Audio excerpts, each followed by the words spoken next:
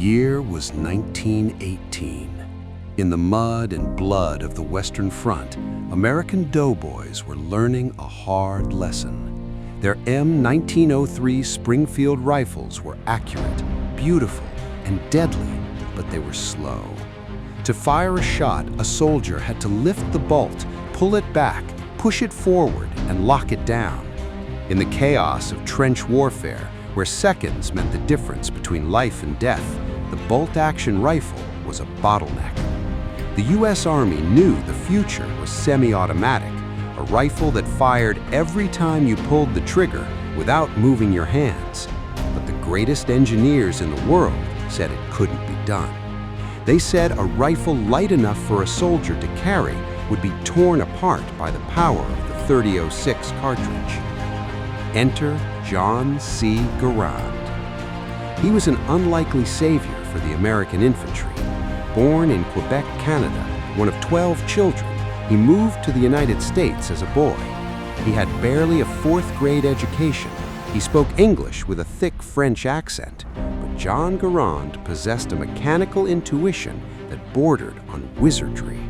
He didn't just understand machines, he felt them. In 1919, Garand arrived at the legendary Springfield Armory in Massachusetts.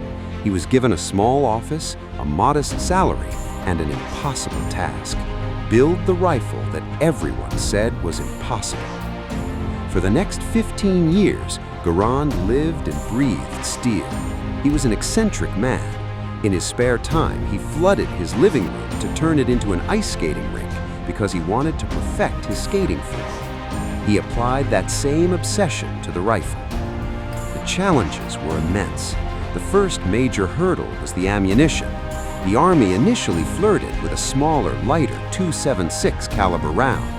Garand built a brilliant rifle for it. It was smooth, light, and had a 10-round capacity. It was perfect. But then, General Douglas MacArthur, the Army Chief of Staff, intervened. The Great Depression was crushing the military budget. The Army had billions of rounds of .30-06 ammunition left over from World War I. MacArthur issued a blunt order. The new rifle had to fire the old bullet. If Garand couldn't make it work with .30-06, there would be no new rifle. Garand went back to the drawing board. The .30-06 was a violent, powerful cartridge. Harnessing its expanding gases to cycle the action without blowing up the gun was an engineering nightmare. Garand designed a system that used a gas trap at the muzzle to catch the expanding air, driving a piston rod that unlocked the bolt. It was a symphony of timing and physics. But the skeptics were loud. Traditionalists in the Marine Corps and the Army hated the idea. They called it Garand's gizmo. They claimed it would jam in the mud. They said soldiers would waste ammunition if they didn't have to work a bolt. They argued it was too complex for a conscript army. Garand ignored them. He worked 18-hour days. He refined the bolt. He tweaked the gas system. He perfected the rear sights. And most importantly, he designed the tooling to mass produce it. He wasn't just an inventor, he was a production genius. In 1936, the testing was complete. The rifle was subjected to dust, mud, rain, and heat. It fired thousands of rounds without failure. It could fire 8 rounds as fast as a soldier could pull the trigger. It was adopted as the U.S. Rifle Caliber .30 M1. John Garand was offered millions of dollars in royalties for his invention. He could have been one of the richest men in America. He turned it all down. He transferred his patent rights to the U.S. government for $1. He said he was already being paid a salary to work for the armory, and that was enough. When the clouds of war gathered over Europe in 1939, the United States was the only nation in the world equipping every single infantryman with a semi-automatic rifle. The German Wehrmacht marched to war with bolt-action Mausers. The Japanese Imperial Army carried bolt-action Arisakas. But thanks to the obsession of a French-Canadian tinkerer, the American GI was about to walk onto the battlefield with the most advanced weapon of the age. The revolution had begun. It was a piece of stamped spring steel, parkerized to a dull gray, costing only a few cents to produce. It looked insignificant. Yet this simple object, the 8-round N-block clip, was the heart of the M1 Garand, and it became the subject of one of the fiercest debates in the history of infantry warfare. To understand why John Garand chose this design, you have to understand what he was fighting against. In the 1930s, detachable box magazines, like those used in the Thompson submachine gun, were considered heavy, expensive, and fragile. Soldiers were prone to losing them in the mud or denting the feed lips, rendering the weapon useless. The U.S. Army Ordnance Department demanded a rifle that was sleek, with no protruding magazine to snag on a uniform or a jungle vine. They wanted a weapon where the ammunition system was disposable, not a permanent liability. Garand's solution was a stroke of mechanical genius. The N-block clip held 8 rounds of .30-06 ammunition clamped together. Unlike the German Mauser, where soldiers had to strip rounds off a clip into the magazine, or the British Lee Enfield, where magazines were rarely swapped, the M1 Garand swallowed the clip whole. The manual of arms was brutal and efficient. A soldier would pull back the operating rod, locking the bolt open. He would take a fresh clip, shove it straight down into the open receiver, and smack the back of the bolt handle. If he wasn't careful, the bolt would slam home on his thumb, a painful rite of passage known as M1 thumb. But if he was skilled, the rifle was ready to fire in a fraction of a second. But this system came with a quirk that would become legendary. The rifle was designed to automatically eject the empty clip after the 8th round was fired. As the last casing flew out, the internal follower would launch the steel clip upwards, clearing the action for the next load. The steel clip, vibrating from the force of the ejection, would hit the ground with a distinct, high-pitched metallic sound. Ping!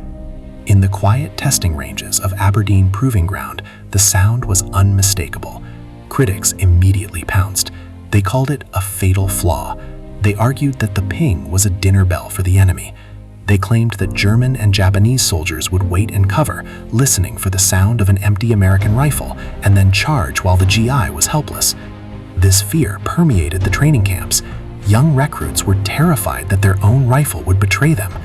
But the reality of combat told a very different story. Picture a skirmish in the hedgerows of Normandy, 1944. An American squad is suppressing a German position. The noise of battle is not the polite popping of a firing range. It is an apocalyptic roar of artillery, mortars, screaming men, and thousands of rounds being fired. In this auditory chaos, the subtle ping of a clip hitting the dirt was virtually inaudible to an enemy 50 yards away. But even if the enemy did hear it, the flaw was actually a trap. German infantry doctrine relied on the MG-42 machine gun. Their riflemen, armed with bolt-action Kar 98Ks, were there mainly to protect the machine gun. When a German soldier fired his 5 rounds, he had to take cover, open his bolt, find a stripper clip, fiddle with the guide, push the rounds in, and close the bolt. It was a slow, fine motor skill process that fell apart under stress. The American with the M1 Garand, however, had a massive advantage. When his rifle went ping, he didn't freeze. He reached to his cartridge belt, grabbed a pre-packed 8-round clip, and jammed it in. He could reload in under 4 seconds without ever taking his eyes off the target. There are stories of wily American veterans who would carry an empty clip in their pocket. During a lull in a firefight, they would throw the empty clip against a rock to simulate the ping. When a curious German or Japanese soldier popped his head up to attack the empty American, he would be met with a fully loaded rifle. The N-block clip forced a rhythm of fire that overwhelmed the Axis powers. It allowed an American rifleman to maintain a volume of fire that was previously impossible. It wasn't a magazine that could be lost, it was ammunition that came ready to fight. By the end of the war, the verdict was clear. The N-block clip was not a mistake. It was an engine of aggression. It turned the reload, historically the soldier's most vulnerable moment, into a fluid, rapid heartbeat of the battle. The ping wasn't the sound of weakness. It was the sound of the machine that was liberating Europe, gasping for breath before screaming again. It is one of the most enduring legends of World War II, a story passed down from grandfather to grandson, repeated in movies and debated in gun shops for 80 years. The story goes like this. An American GI is pinned down in a foxhole. A German or Japanese soldier waits just a few yards away, listening intently. The American fires his 8th round. The empty steel clip ejects with a loud, distinct ping. The enemy, hearing the dinner bell, knows the American is empty and charges to kill him before he can reload. It is a terrifying scenario. It suggests that John Garand's engineering masterpiece had a fatal Achilles heel that cost American lives. But when you strip away the Hollywood myths and look at the cold, hard reality of combat, the story of the deadly ping falls apart. To understand why, you first have to understand the acoustic environment of a World War II battlefield. The movies depict combat as a series of discrete sounds, a shot, a yell, a ping, but real war is a wall of noise. A .30-06 rifle shot produces a sound pressure level of approximately 160 decibels. It is loud enough to cause instant, permanent hearing protection damage. Now, multiply that by a squad of 12 men firing. Add the staccato rip of a German MG-42 firing 1,200 rounds per minute. Add the concussive thumping of mortar rounds, the roar of tanks, and the screaming of men. In this deafening cacophony, the idea that an enemy soldier, likely deafened by his own weapon and terrified for his life, could hear a momentary high-pitched metallic ring from 50 yards away is acoustically absurd. Veterans who were actually there consistently debunk the myth. "I never heard a ping in combat," said one infantryman who fought from Normandy to the Bulge. "My ears were ringing from the first shot. You could hardly hear the guy next to you shouting orders, let alone a little piece of metal hitting the dirt." Furthermore, the fatal flaw theory assumes the American soldier was fighting alone. But the US Army didn't fight as individuals, they fought as teams. An American rifle squad consisted of 12 men. If one soldier's rifle went ping, there were still 11 other men armed with M1s, BARs, and Thompson submachine guns pouring fire downrange. Any German soldier foolish enough to pop his head up because he heard one rifle go empty would have been immediately cut down by the rest of the squad.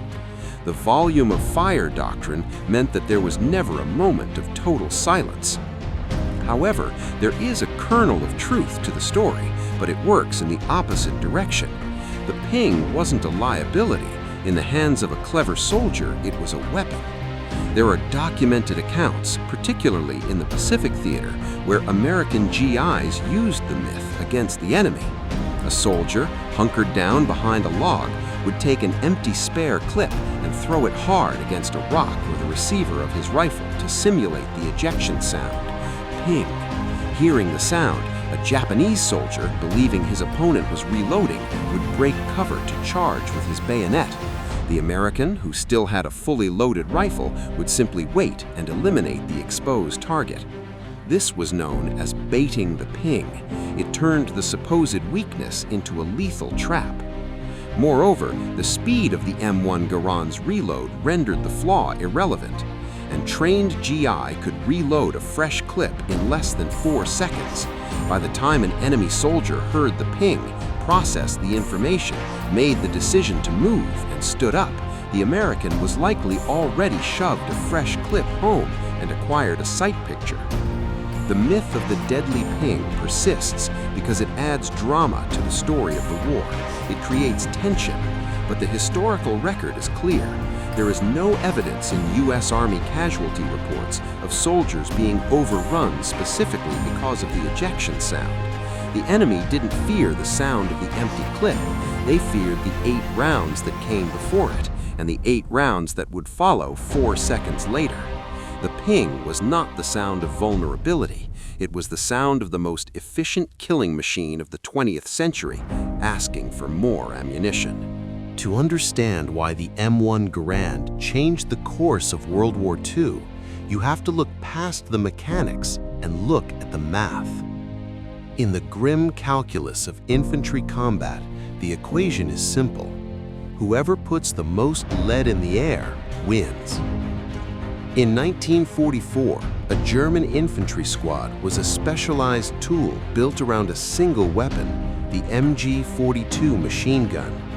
The Hitler's boss saw was terrifying, firing 1,200 rounds per minute. The rest of the German squad, armed with bolt-action K9-8K rifles, existed primarily to carry ammunition for the machine gun and protect its flanks. If you took out the machine gun, the German squad's firepower collapsed. Their rifles, designs dating back to the late 19th century, held 5 rounds. To fire, a German soldier had to lift the bolt handle, pull it back, push it forward, and lock it down. With every cycle, he had to take his eye off the target and break his cheek weld. Opposing them was the American squad. They didn't rely on a single heavy weapon. Every single man was a machine gun in miniature. When an American patrol made contact with the enemy, they didn't just return fire, they unleashed a wall of lead. The M1 Garand allowed a soldier to fire 8 rounds of full-power 30-06 ammunition as fast as he could twitch his finger. He didn't have to move the rifle. He didn't have to lose his sight picture. He could put 3 rounds into a window, 2 into a bush, and 3 more at a running figure in the time it took a German soldier to cycle his bolt once. This capability birthed a new American doctrine, fire superiority. In the hedgerows of France and the jungles of the Pacific, this changed everything.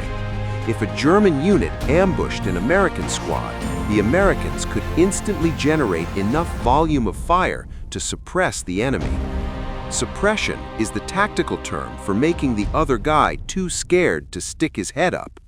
If the enemy is ducking, he isn't shooting. If he isn't shooting, the Americans can move. General George C. Patton weaponized this advantage with a tactic called marching fire. He ordered his troops to advance while firing from the hip, reloading constantly. The goal wasn't necessarily to hit individual targets, but to create such a terrifying volume of incoming fire that the Germans simply stayed in the bottom of their foxholes until the Americans were standing over them.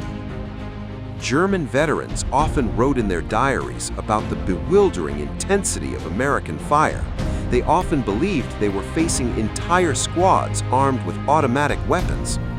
One captured German officer famously asked his captors to see their automatic cannons, only to be shown a standard infantry rifle. He couldn't believe that a standard rifleman could sustain that rate of fire. The disparity was even worse for the Japanese. Their Arisaka rifles were robust but slow, and their doctrine relied on spirit and bayonet charges rather than volume of fire. Against the M1 Garand, the banzai charge became suicide.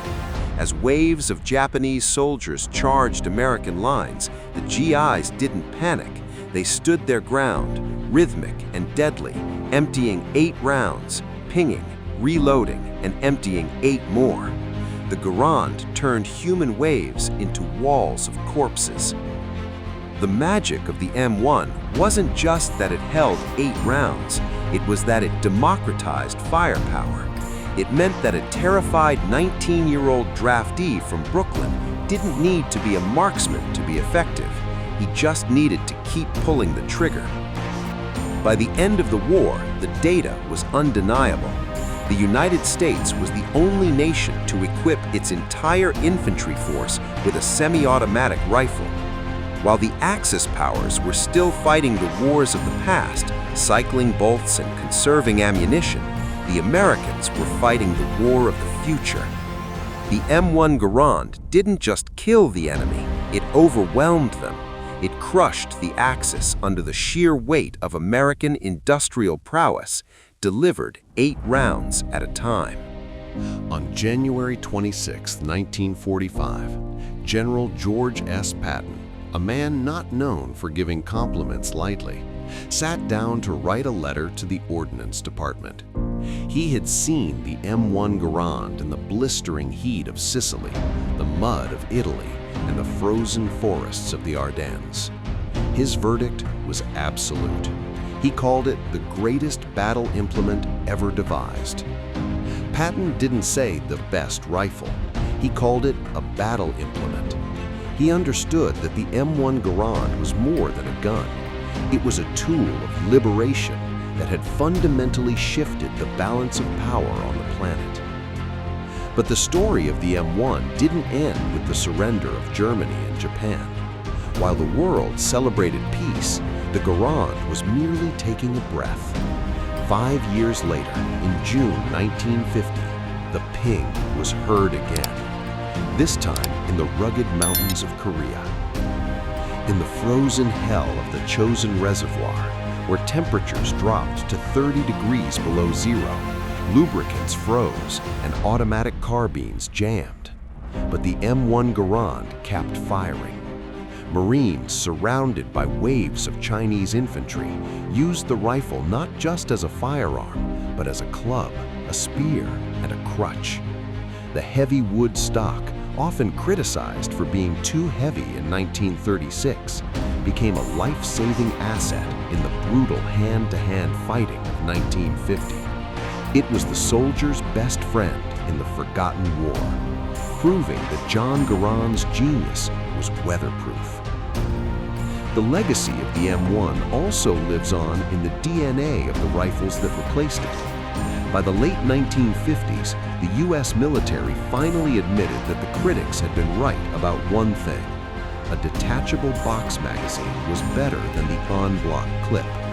They developed the M14. But if you strip an M14 down, what you find inside is essentially an M1 Garand. The gas system, the rotating bolt, the trigger group, it was all John Garand's design, modernized.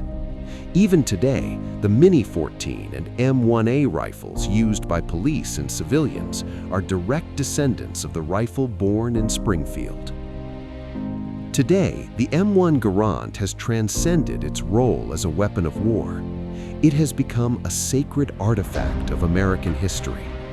It is the rifle you see spinning in the air in the hands of the U.S. Marine Corps' silent drill platoon, its balance and weight perfect for ceremonial precision. It is the rifle fired at military funerals to honor the fallen. For the collectors and historians who hold one today, there is a tangible connection to the past. When you pick up an M1, you feel the weight of the walnut and the coldness of the Parkerized steel. You can see the dents in the stock, the scars of service. You understand that this machine was built by a nation that mobilized its entire soul to defeat tyranny. The so-called deadly flaw, the ping, has been recontextualized by history.